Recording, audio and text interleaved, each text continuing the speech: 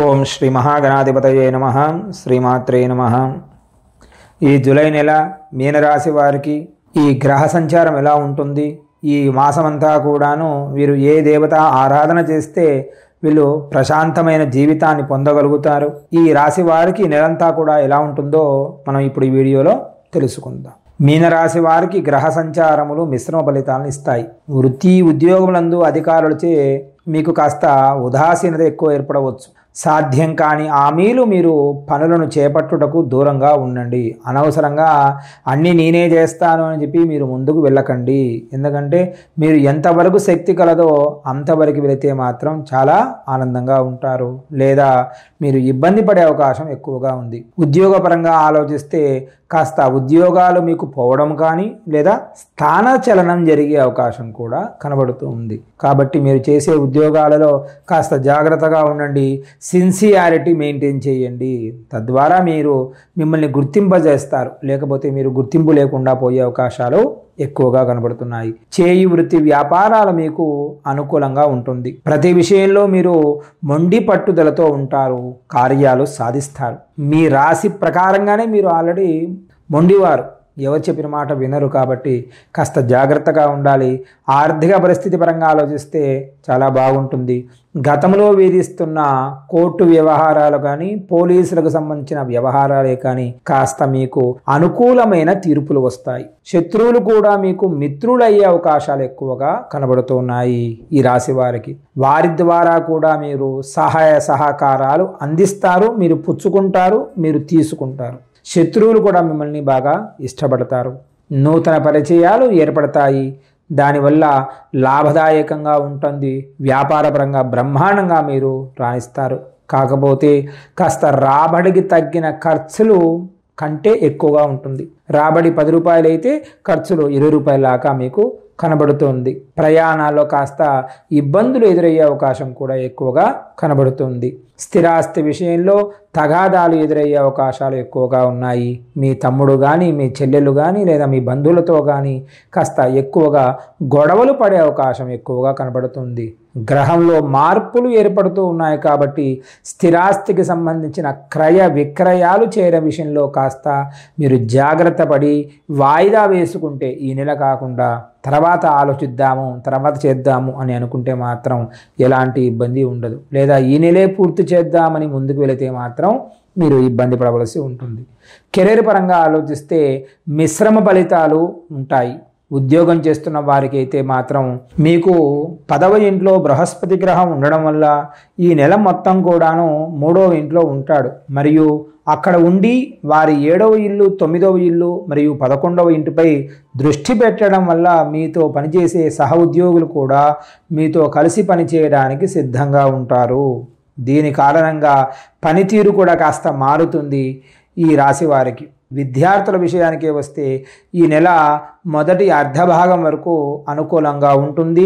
మిగతా అర్ధభాగం అంతా కూడాను శుక్రుడు మరియు సూర్యుడు ఉండడం మరియు 5వ ఇంట్లో బుధుడు ఉండడం వల్ల మీకు పరీక్షలలో మంచి ఫలితాలు వస్తాయి. కాకపోతే 2వ అర్ధభాగం వచ్చేసరికి అంటే జూలై 15, 16 తర్వాత కాస్త ఇబ్బంది పడే అవకాశాలు ఎక్కువగా కనబడుతూ ఉన్నాయి. మీ కృషికి తగ్గ ప్రశంసలు అందుకుంటారు, మీరు పురోగతిని సాధిస్తారు. కుటుంబ విషయానికి వస్తే కుటుంబంలో అనుకూలంగా ఉంటుంది. 2వ ఇంట్లో కుజుడు ఉండడం వల్ల ఇది కుటుంబంలో బలాన్ని చేకూరుస్తుంది. పరస్పర ప్రేమ చెక్కు చెదరకుండా ఉంటుంది. కానీ 2వ ఇంటిపై శని తిరోగమనం యొక్క అంశం కారణంగా అప్పుడప్పుడు తగాదాలు, గొడవలు ఎక్కువగా అయ్యే అవకాశం కనబడుతూ ఉంది. కాబట్టి ప్రతి విషయంలో మీరు ఎవరిని ఏమీ అనకండి, వారితో మీరు అనిపించుకోకండి.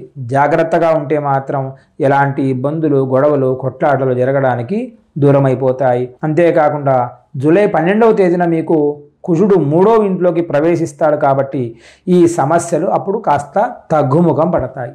మీరు కూర్చొని మీ కుటుంబ సభ్యులతో మాట్లాడాలి, మరియు ఏదైనా వివాదం ఉంటే దానిలో సకాలంలో మీరు పరిష్కరించుకోవడానికి చూసుకోవాలి. అంతేకాని మీరే ముందు ఉండి అందరినీ ఇబ్బంది పెట్టే విషయంగా ఉండవద్దండి. అంతేకాకుండా మాస ప్రారంభంలో సూర్యుడు మరియు శుక్రుడు 4వ స్థానంలో ఉండడం వల్ల కుటుంబంలో గౌరవం కాస్త పెరుగుతుంది మరియు తగ్గే అవకాశాలు కూడా ఎక్కువగా కనపడుతున్నాయి.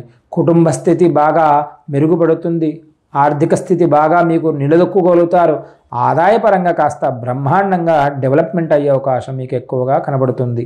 ఈ నెల మొత్తం మీద ఈ రాశి వారికి జన్మరాశిలోని 12వ ఇంట్లో శని ఉండడం వల్ల మీరు ఈ నెల ఆర్థిక పరిస్థితిపై చాలా శ్రద్ధ వహించాలి. ఇది మీ ఖర్చులను క్రమం తప్పకుండా పెంచుతూ పోతూ ఉంది. ఖర్చులు ఎక్కువ అవుతూ ఉన్నాయి, ఆదాయం వస్తూ ఉంది కదా అని చెప్పి అదే పనిగా మీరు ఖర్చులు కూడా ఎక్కువగా చేస్తూ ఉన్నారు. కాబట్టి ఖర్చుల విషయంలో జాగ్రత్తగా ఉంటే ఎలాంటి ఆర్థిక పరిస్థితి మీకు ఇబ్బంది పెట్టదు, లేదా మీరు ఆర్థికంలో చాలా ఇబ్బంది పడవలసి ఉంటుంది.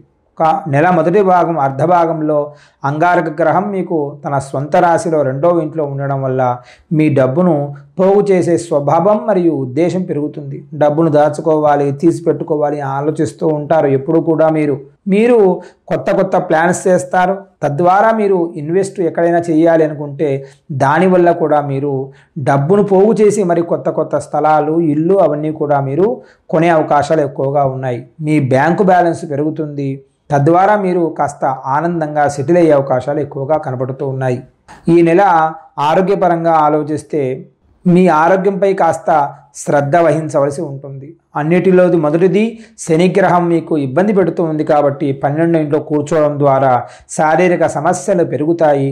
మీకు కళ్ళు మరియు కాళ్ళు, పాదములు, మెడమలు ఎక్కువగా బెనికి గాయాలు అయ్యే అవకాశం ఎక్కువగా కనబడుతూ ఉంది.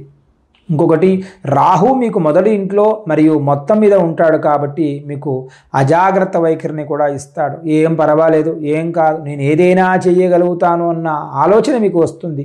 కాబట్టి మీరు ఆలోచించి ఏదైనా తగు నిర్ణయం మీరు తీసుకుంటే మాత్రం ఎలాంటి ఇబ్బంది కలగదు, లేదా చాలా బాధపడవలసి ఉంటుంది. శని భగవానుడు 2వ ఇంట్లో కూర్చొని అంగారక గ్రహంపై పూర్తిగా కనిపిస్తాడు కాబట్టి దీని కారణంగా మీకు దంతాల నొప్పి లేదా దంతాలు విరిగిపోవడం కూడా జరిగే అవకాశం కనబడుతుంది.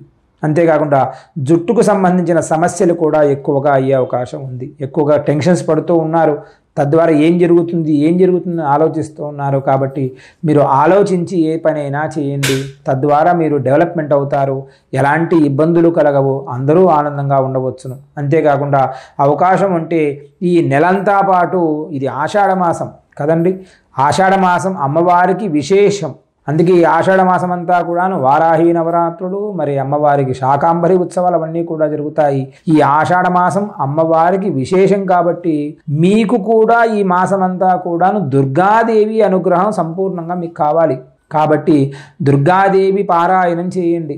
వచ్చి ఉంటే దుర్గా సూక్త పారాయణం చేయండి, లేదా దుర్గా చాలీసా పారాయణం చేయండి. ఇవన్నీ మా కష్టం అంటారా? ప్రతిరోజు కూడాను దుర్గా అష్టోత్తర నామావళి చెప్పుకోండి.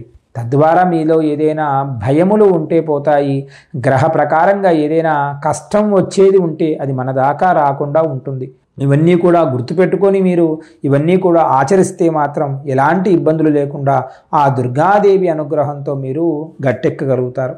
మీరందరూ కూడా ఆనందంగా ఉంటూ మీరు మీ సహకుటుంబము అష్టైశ్వర్య భోగభాగ్యాలతో తులుతూగుతూ ఉండాలని కోరుకుంటూ మీ శ్రీకాంత్ శర్మ. మంగళం మహత్. స్వస్తి.